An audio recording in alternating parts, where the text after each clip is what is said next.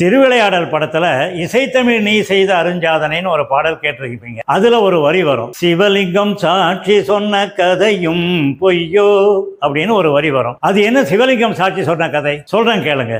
மதுரையில ஒரு கணவன் மனைவி. கணவனின் பெயர் அரதனகுப்தன்.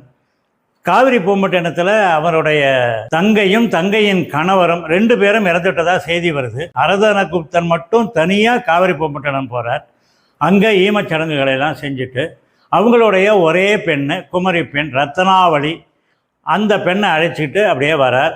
2 பேரும் மதுரையை நோக்கி போகிறாங்க. கையில் செய்கிற பொருள்கள், உணவு எடுத்துக்கிட்டு போகிறாங்க. கும்பகோணத்தை அடுத்து திருப்புறம்பயம்னு ஒரு ஊர். அங்கே ஒரு புன்னைவனம். அங்கே ஒரு வன்னி மரம், வன்னி மரத்துக்கு கீழே ஒரு சிவலிங்கம், கொஞ்சம் தொலைவில் ஒரு கிணறு. சாயங்கால வேளை அங்கே ஓய்வு எடுத்துக்கொண்டு உணவை சாப்பிட்டுட்டு அவங்க படுக்கிறாங்க. ரத்னாவளி காலையில் எழுந்து பார்க்குறா, அரதனகுப்தன் இறந்து கிடக்கிறான். அவனை ஒரு நாகம் தீண்டியிருக்கு. செய்வதறியாமல் கிடந்து கதறா, அழறா. அப்போது அந்த வழியாக திருஞான சம்பந்தர் எதேச்சியாக வரார். விஷயமெல்லாம் கேள்விப்படுறார்.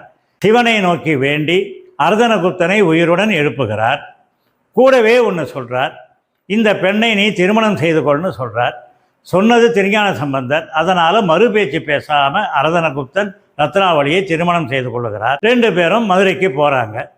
முதல் மனைவி இதை பார்க்கிறார். அவளுக்கு பயங்கரமாக கோபம் வருது. நீதிமன்றத்துக்கு போகிறாங்க. நீதிபதிகள் அங்கே இருக்காங்க, நீதிமான்கள். இது நடந்தது உண்மையானு கேட்குறாங்க. ஆமாம் அப்படின்னு அரதனகுப்தன் சொல்கிறான். அந்த பொண்ணும் சொல்கிறா.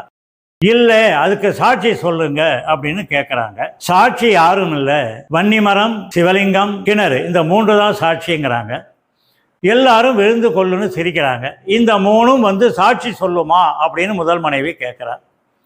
அப்போது அந்த ரத்னாவளி கடந்து கதறா, ஈசனே, சொக்கநாதரே, உன்னை நம்பி இங்கே வந்தானே, இங்கே சாட்சி சொல்ல யார் இருக்கா அப்படின்னு கதறா.